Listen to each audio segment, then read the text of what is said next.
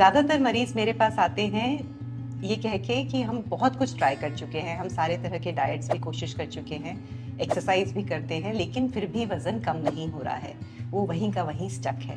आज हम इस बारे में ही बात करेंगे कि वज़न घटाना इतना मुश्किल क्यों है।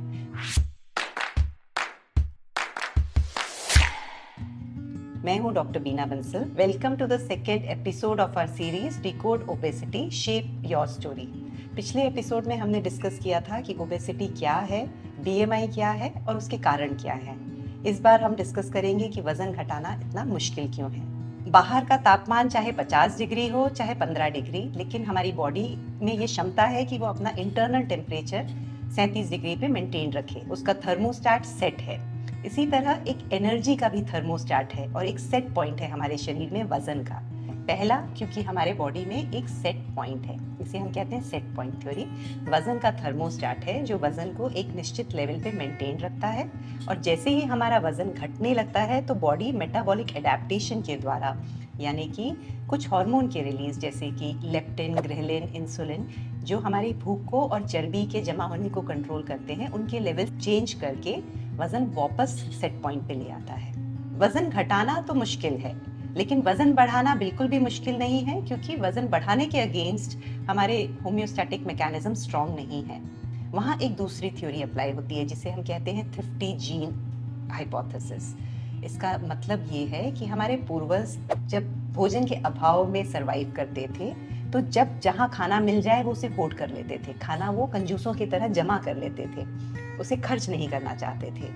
अब हमारा एनवायरनमेंट चेंज हो गया है, खाना हर वक्त हर जगह अवेलेबल है, लेकिन हमारे जीन्स वही हैं, कंजूसी वाले। तो हम खाना ज़्यादा मात्रा में जमा कर लेते हैं, हम एनर्जी फैट के तौर पे जमा कर लेते हैं शरीर में, उसे खर्च नहीं करना चाहते। इसीलिए बायोलॉजिकली हमारी बॉडी डिज़ाइंड है वज़न बढ़ाने के लिए और बिल्कुल अलाउ नहीं करती है वज़न घटाने के लिए। 50 जीन के अलावा एक और इम्पॉर्टेंट मैकेनिज्म है, वो ये कि हमारा जो एपेटाइट है, ईटिंग बिहेवियर, ये होम्योस्टैसिस के अलावा एक रिवॉर्ड मैकेनिज्म से भी कंट्रोल होता है, जो एक्चुअली होम्योस्टैटिक मैकेनिज्म को ओवर पावर कर जाता है।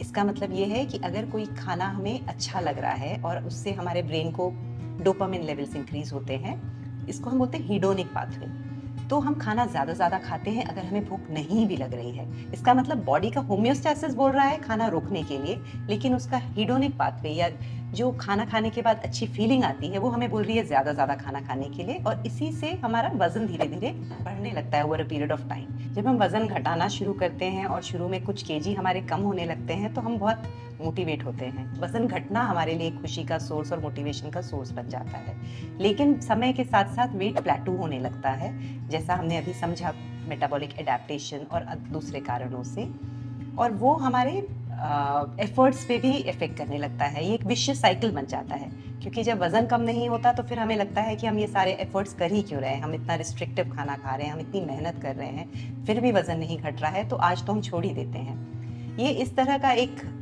यो साइकिल बनने लगता है और वजन घटाना ज़्यादा मुश्किल होता जाता है। तो एक तरफ बायोलॉजी और दूसरी तरफ हमारे ये साइकोलॉजिकल फैक्टर्स। इसलिए हमारी कोशिश ये होनी चाहिए कि हम केवल वजन घटने को ही अपने सक्सेस का पैरामीटर ना माने। हमें हर बार जब हम अच्छा हेल्दी खाना प्लान करते हैं या एक्सरसाइज करते हैं, खुद को कॉन्ग्रेचुलेट करने की ज़रूरत है। यानी हमें वेट फोकस या वेट सेंट्रिसिटी से हटके अपने वजन पे फोकस करने की बजाय अपने प्रोसेसेस पे, कि हमने खाना आज हेल्दी खाया, हमने आज एक्सरसाइज की, वजन रोज एक जैसा रहेगा नहीं, वजन तो ऊपर नीचे होगा बहुत सारे कारणों से। तो वजन समय के साथ धीरे धीरे कम होगा, उसको हम अपना मेन पैरामीटर बना के न चलें। एक्चुअली वजन की हम जितनी चिंता करते हैं वो हमारे स्ट्रेस को बढ़ाता है, और लोग एक्चुअली डिप्रेशन में चले जाते हैं जब उनका वजन नहीं कम हो रहा होता है, उनकी नींद इफेक्ट होने लगती है, और ये फैक्टर्स वजन घटाने की बजाय और बढ़ाने लगते हैं। स्लीप डिस्टर्बेंस से कॉर्टिसोल नाम का एक हार्मोन बढ़ता है जो फैट एक्यूमुलेशन, खासकर विसरल फैट एक्यूमुलेशन के लिए रिस्पॉन्सिबल होता है। इसलिए अब हेल्दी खाना खाएं, रेगुलर एक्सरसाइज करें, अच्छी नींद लें और खुश रहें, जो बहुत इंपॉर्टेंट पैरामीटर, बहुत इंपॉर्टेंट फैक्टर है वजन को लॉन्ग टर्म घटाने में, मेंटेन रखने में और हेल्दी रहने के लिए। लोग अक्सर कुछ कॉमन सवाल हमसे पूछते हैं, जैसे कि स्टारवेशन मोड रियल है या मिथ है। ये एक रियलिटी है, जैसा हमने अभी देखा। जब भी बॉडी वज़न घटाने लगती है और स्टार्वेशन मोड में जाती है तो शरीर का मेटाबॉलिज्म कम होने लगता है और वज़न घटाना मुश्किल होने लगता है। इससे एपेटाइट भी बढ़ जाती है क्योंकि कुछ हार्मोन्स हैं जो लॉन्ग टर्म एपेटाइट कंट्रोल करते हैं, जैसे कि लेप्टिन, उसका असर कम होने लगता है और धीरे धीरे भूख बढ़ने लगती है। तो स्टार्वेशन मोड में आते ही बॉडी वापस वेट रीगेन वाले साइकिल में चली जाती है। एक और सवाल लोगों का ये होता है कि केवल ज़्यादा एक्सरसाइज करके क्या हम फैट घटा सकते हैं?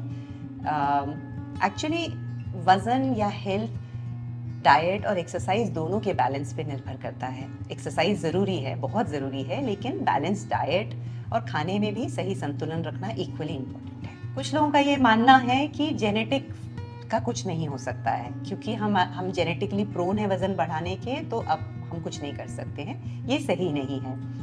हो सकता है कि जेनेटिकली हमारे कुछ ऐसे जीन्स हैं जो हमारे ईटिंग बिहेवियर को या मेटाबॉलिज्म को कंट्रोल कर रहे हैं, लेकिन उसके बावजूद एक बैलेंस डाइट और एक्सरसाइज के द्वारा हम अपना वजन नियंत्रण में रख सकते हैं। एक और लोगों का मानना है कि खाना कम करने से हमारा वजन घट जाएगा। ये सही नहीं है। एक बैलेंस डाइट खाना बहुत ज़रूरी है। केवल खाना कम करना इसका इलाज नहीं है। एक्चुअली साथ में नियमित एक्सरसाइज करना भी ज़रूरी है। कई बार केवल रिस्ट्रिक्टिव डाइट करने से इनफैक्ट लोगों का मसल मास कम होने लगता है। इसलिए डाइट के साथ हमेशा न केवल एरोबिक बल्कि एक स्ट्रेंथ ट्रेनिंग का भी कंपोनेंट होना बहुत ज़रूरी है। बहुत सारे मरीज़ मेरे पास आते हैं कि हमें हार्मोन की प्रॉब्लम है जिसकी वजह से फैट नहीं कम हो रहा है। ये बात सही है क्योंकि हमारा शरीर के सारे एक्टिविटीज़ और बिहेवियर हार्मोन्स के द्वारा ही कंट्रोल होते हैं। हार्मोन वो एक सिग्नलिंग सिस्टम है जो एक ऑर्गन से दूसरे ऑर्गन को कनेक्ट करता है। बहुत सारे हार्मोन्स हैं, गट हार्मोन्स और कुछ हार्मोन्स जो फैट टिश्यू से रिलीज होते हैं, जो हमारी भूख को, सटाइटी को और मेटाबॉलिज्म को कंट्रोल करते हैं। तो ये सही बात है। ये सारे हार्मोन्स का मिला जुला मिश्रण ही है जो फाइनल वेट हमारा डिटरमिन करता है। लेकिन इसमें से बहुत कम हार्मोन ऐसे हैं जिनको हम मेजर करके ट्रीट कर सकते हैं। आप चाहें कि कोई एक सिंगल फैक्टर मिल जाए जिसको हम ठीक कर लें और जादू से हमारा वजन ठीक हो जाए, अभी तक तो ऐसा संभव नहीं है। अगले वीडियो में हम बात करेंगे ओबेसिटी से होने वाले कुछ कॉम्प्लिकेशंस के बारे में। आशा है ये वीडियो आपको पसंद आया होगा। ऐसे ही और एपिसोड्स और हेल्थ रिलेटेड वीडियोस के लिए हमारे चैनल से जुड़े रहें।